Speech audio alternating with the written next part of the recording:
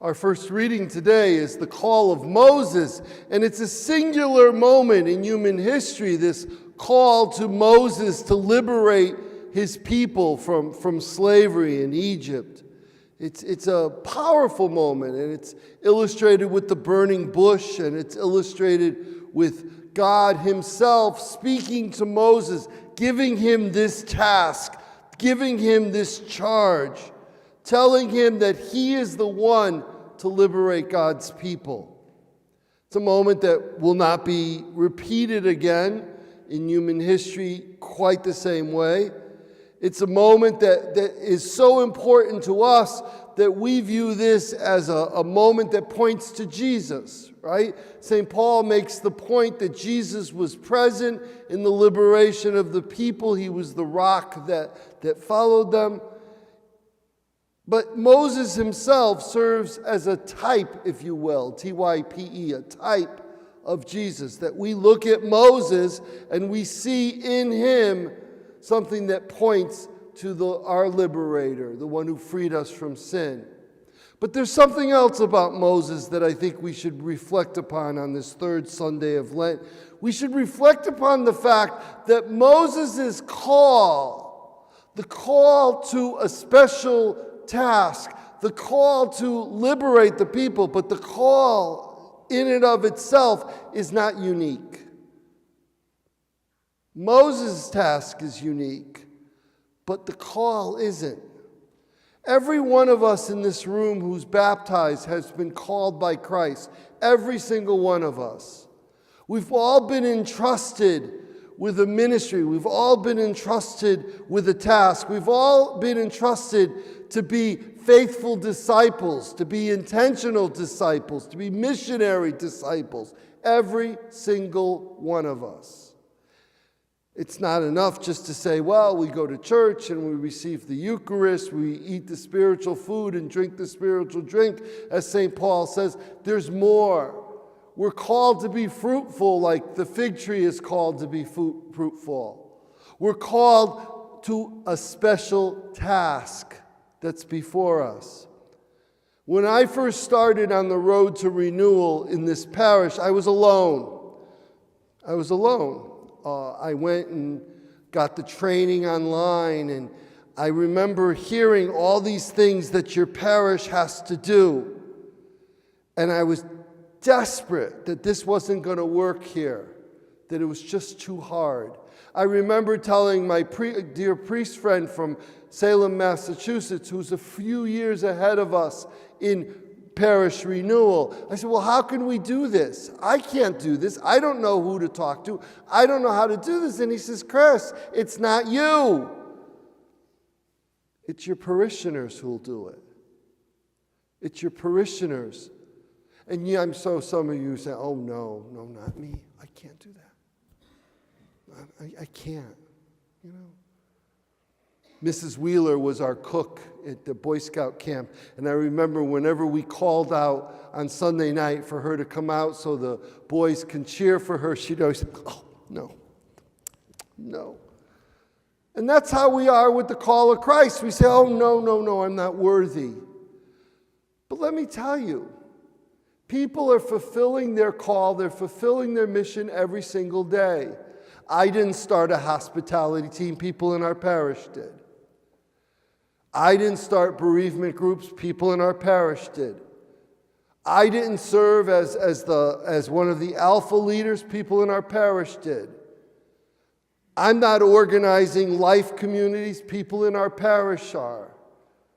I didn't organize connect groups so people can discover their charisms, people in our parish did. And though in my younger days I played the organ, I don't play the organ at Mass. I sing blessedly for all of us very little. People in our parish do. People in our parish serve at Mass. People in our parish read at Mass. People in our parish film the Mass each week for us. People in our parish hear the call of Christ to come forth and serve and serve. And it's not just them who've received the call, and I'm missing a lot. I didn't mention the Columbiettes. I didn't mention the Knights of Columbus. I didn't mention the faith formation teachers. I didn't mention the teachers at the school. I didn't mention all that takes place each and every day of people serving the community, hearing the call of Christ and fulfilling it in their lives. I had a dear deacon friend. I have deacon friends, just so you know. I had a dear deacon friend in New Britain, and he coined the term pew potatoes. Couch potatoes? Yeah, pew potatoes. He said, we're not called to be pew potatoes. We're called to get up and do things. Well, we are called to get up and do things. Now, if some of you look to your right and to your left, there's no one sitting there. Right? There's no one sitting there. Some of you. Some of you have lots of... The farther back you go, the more people are filled in. But I always sit in the back anyway when I go to church somewhere else, so I understand it. But look to the right and the left. I don't know who's missing. You do. I don't know who sat there before 2020 when the world changed. You do. And that's part of our task. That's part of our mission. That's part of our ministry as well, to call forward people who are no longer with us and to call them back and to let them be part of our wonderful community again. You know, it would have been really easy when I was discerning my vocation if a bush in my father and mother's backyard caught fire and then I went and was able to talk to God. But that's a unique experience in the world's history. But God talks to us each and every day. He calls us to use our gifts at the service of His community. He has a task for each and every one of us, whether we're young or whether we're old, whether we're infirm or whether we're healthy, a task for each and every one of us to proclaim the kingdom in a world that needs to hear the message of the kingdom. We have a great gift, don't we? We have something beyond understanding, beyond anything we can possibly imagine. Jesus Christ died on the cross and rose from the dead. Jesus Christ transformed our lives. Jesus Christ gave us the strength and the grace and the courage and, yes, the power to be faithful disciples. Jesus calls us generation after generation to go out and proclaim Him to the world.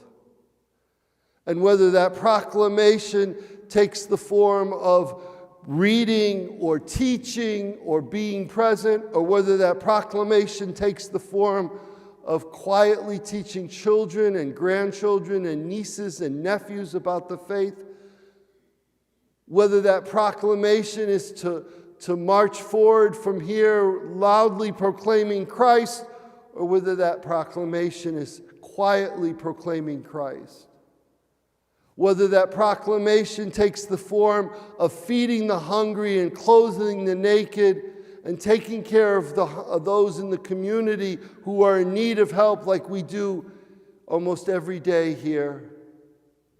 Or whether that proclamation just requires us to pray and pray fervently for our brothers and sisters. But make no mistake, all of us are called. All of us are called through our baptism. All of us are strengthened through the sacrament of confirmation. All of us have been strengthened in our marriage vows and in our ordination promises through the sacraments of holy order and holy matrimony. All of us who fail, all of us who fall, are given the opportunity to pick ourselves up and dust ourselves off in the sacrament of reconciliation. And in the glorious sacrament of the altar, when the bread and wine comes up and becomes the body and blood of Christ, all of us are in the presence of the Lord, and we receive His grace and the strength to go forth from here as missionary disciples.